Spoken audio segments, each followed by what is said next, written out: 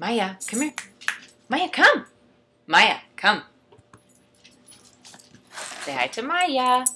Hi, Pooch. Can you say hi to the kids? Right there. Say hi, Maya. Oh, you do smell. Go away. Okay, electron configurations. You ready? You can do this. Please try your best, because that's what you're doing all class. You're in good hands. Senior Maggart or Mr. Maggart, or however he's having you call him, he knows what's up, and he knows how to keep you working hard, okay? Now, please don't be helpless. Maya, stop it. Please don't be helpless. When he asks you to read and annotate, make sure you do it, okay? So as you have this information, as you're reading it through, really try and internalize it and make yourself think, what does this actually mean in the context of what we're learning right now? When you get to something like the second page, that's basically a how to do something, read through the whole thing.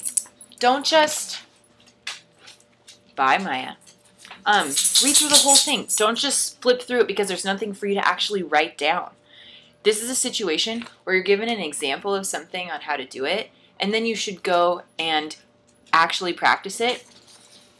Next page, still an annotation, okay? The bottom part here, if the analogy works for you, go for it. Use it. If it doesn't, just stick with the straight rules as they are. When you get to page 4 is when you actually start to be doing some stuff, okay? So like here, the rule is start at the beginning of the arrow, then follow it all the way to the end, filling the sublevels that it passes through. Then you go back to the tail of the next arrow and keep going. In other words, the order for filling in the sublevels becomes, notice how I start you with 1S. So where does the tail of the arrow go after 1S? Back up here.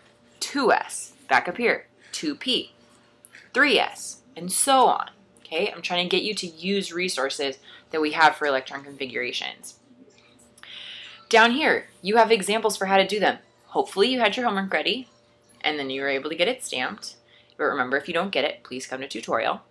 And you get to practice. Same thing over here. There's a pattern to the periodic table in terms of filling.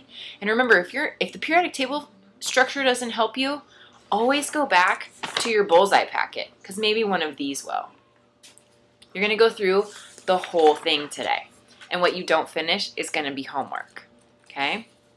So feel free, talk to each other, be willing to help each other with this, but please don't get frustrated. Try it again, go back to some other notes, and give it a go. Please notice that one of the pages says extra credit. So the second to last page where it actually says extra credit on it, you don't have to do that unless you want to. And if you want to, it's still going to be due on Monday. If you have any questions about your orbital ornaments, please, please, please come to tutorial Friday morning so I can talk with you about it. Remember, you can choose Bohr, status quo, rings, you know that, or quantum mechanical. Go for it. See if you're willing to think a little more spatially because, well, that's what we are. We're spatial. We're not flat, okay? Have a good rest of class, and I'll see you tomorrow.